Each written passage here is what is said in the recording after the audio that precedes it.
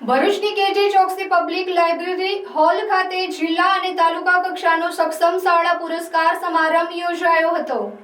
ભરૂચ જિલ્લામાં સમગ્ર શિક્ષણ અભિયાન અંતર્ગત જિલ્લા તાલુકા કક્ષાની સક્ષમ શાળા એવોર્ડ પ્રાથમિક અને માધ્યમિક ગ્રામીણ શહેરી શાળાઓ માટે કેજે ચોકસી લાઇબ્રેરીના હોલ ખાતે યોજાયો હતો। આ કાર્યક્રમના અધ્યક્ષસ્થાને જિલ્લા વિકાસ અધિકારી યોગેશ કાપસે ઉપસ્થિત રહ્યા હતા। જિલ્લા શિક્ષણ અધિકારી સ્વાતિબા રાઓલ, પ્રાથમિક શિક્ષણ અધિકારી સચિન શાહ તેમજ જિલ્લા પંચાયત શિક્ષણ સમિતિ ચેરમેન સંજય સિંધાના માર્ગદર્શન હેઠળ સક્ષમ શાળાની પસંદગી કરવામાં આવી હતી।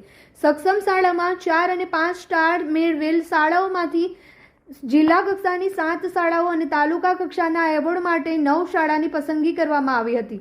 જિલ્લા કક્ષાની 7 શાળાઓમાં 3 પ્રાથમિક, 3 માધ્યમિક અને 1 શહેરી તેમજ તાલુકાના એવોર્ડ માટે દરેક તાલુકા દીઠ 1 શાળાને એવોર્ડ પુરસ્કાર સન્માનપત્ર આપવામાં આવ્યા હતા। પ્રથમ ક્રમે આવેલ શાળાને 31,000, બીજા ક્રમે આવેલ શાળાને 21,000, ત્રીજા ક્રમે આવેલ શાળાને 11,000ના પુરસ્કારની રકમ આપવામાં આવી હતી। આ જ રીતે દરેક તાલુકાની 4 અને તે સ્ટાર ધરાવતી શાળાઓને ₹11,000નું પુરસ્કાર રૂપે ચેક એનાયત કરી સન્માનિત કરવામાં આવ્યા હતા। વિવિધ તાલુકાઓની શાળાઓને ઇનામો આપવામાં આવ્યા છે। એની સાથે આપણા માનનીય જિલ્લા વિકાસ અધિકારી સાહેબે એક નવી પહેલ પણ શરૂ કરી છે।